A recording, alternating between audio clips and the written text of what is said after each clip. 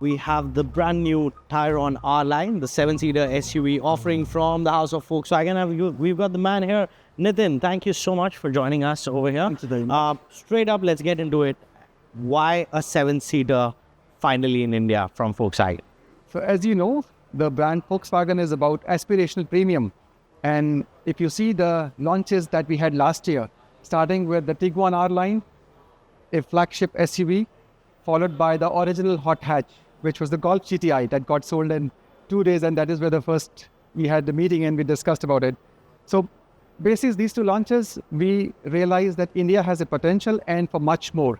And this car is in line with the aspirational premium image of the car, and adding to the 7-seater was the need that we had for the SUV side. So this is in line with the feedback also coming in from the customers and the partners of ours. So this is a result of that.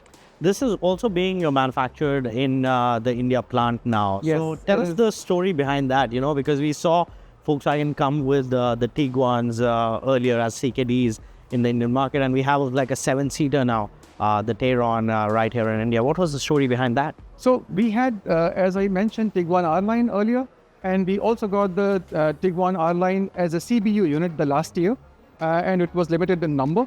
However, it makes sense for the Indian customers when we have the cars getting assembled in India and we get the right pricing for the end customer. So this car is in result with that aspiration to get the cars in India and locally assembled. So overall, it is a package which gets a locally assembled package in Chhatrapati Sambhajinagar, and we will start the production and for the end customers also soon the next month. Excellent. Moving on to the next question that I have for you is you showcased your 2026 vision, in terms of the kind of cars that we are going to get there.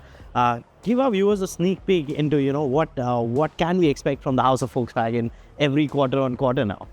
So I can only say that you can expect surprises every quarter, starting with SUV and then SUVs, sedans, and the hatchback is what I've mentioned. At the moment, this is an information I can share, and more to come in the near future. Please stay tuned on this, so we'll share it with you. Well, the key factor over here is that he has mentioned a sedan, so we will see probably a sedan from the house of Volkswagen. Excellent. Thank you so much for talking to us on NDTV Automate.